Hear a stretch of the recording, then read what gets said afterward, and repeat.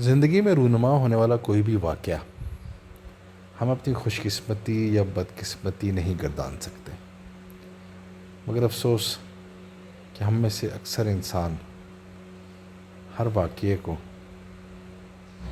اپنی خوش قسمتی یا بدقسمتی ہی سمجھتے ہیں اور ہر وقت جج کرنے میں لگے رہتے ہیں۔ چین میں دور کہیں ایک گاؤں میں ایک بہت ہی نیک اور پارسا شخص رہا کرتا تھا۔ گاؤں والے اس کی بہت عزت کیا کرتے تھے۔ اس کی کل جائیداد، اس کا ایک گھوڑا، ایک جھونپڑی اور اس کا ایک بیٹا تھا۔ ایک دفعہ ایسا ہوا کہ اس کا گھوڑا کہیں بھاگ گیا۔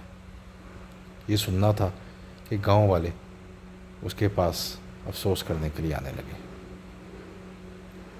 جو بھی آتا وہ بڑا افسوس کرتا اور ساتھ ہی اس واقعے کو اس کی بڑی بدقسمتی قرار دیتا، جسے سن کر وہ شخص بولتا کہ میں اللہ کی رضا میں خوش ہوں اور یہ واقعہ کوئی اتنا بڑا نہیں کہ جس پر دکھی ہوا جائے۔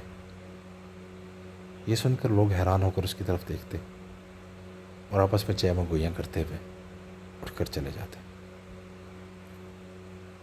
خدا کا کرنا ایسا ہوا کہ ایک ہفتے بعد گھوڑا واپس آ گیا، لیکن اب وہ اکیلا نہیں تھا بلکہ ساتھ اس کے ایک خوبصورت گھوڑی بھی تھی۔ یہ سن کر گاؤں والے ایک دفعہ دوبارہ اس کے پاس آئے اور اسے مبارک دینے لگے۔ مبارکباد سن کر وہ شخص بولا کہ تم کیسے اس واقعے کو میری خوش قسمتی قرار دے سکتے ہو سکتا ہے اس میں بھی کوئی راز پوشیدہ ہو۔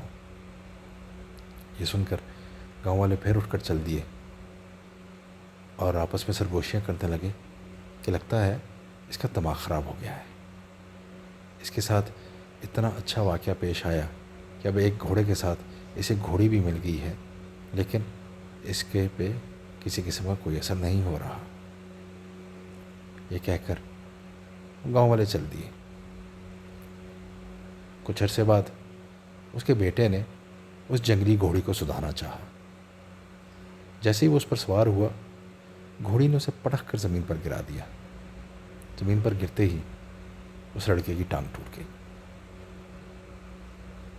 یہ سن کر گاؤں والے ایک دفعہ پھر افسوس کرنے اس کے پاس حاضر ہوئے۔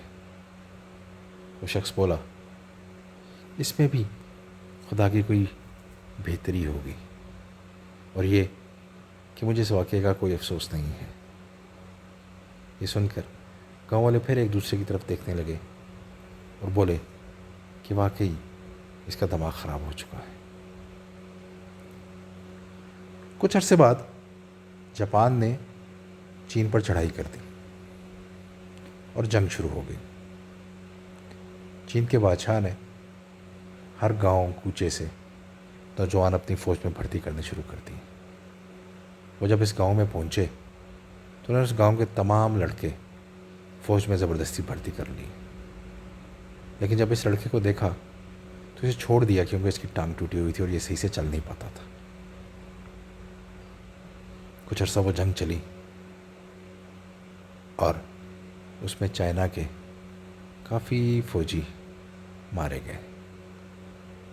خدا کا کرنا یہ ہوا کہ اس گاؤں کے جتنے بھی لڑکے فوج میں شامل کیے گئے تھے ان میں سے کوئی بھی زندہ بچ کر واپس نہ آیا۔ یہ سب دیکھ کر اور سن کر اس بار وہ بوڑھا ان سب لوگوں کے گھر گیا اور افسوس کیا، اور ساتھ ہی اپنے بیٹے کو دیکھ کر اللہ کا شکر ادا کیا کہ کیسے اس نے اس کی ٹانگ توڑوا کر اس کی جان بچا لی۔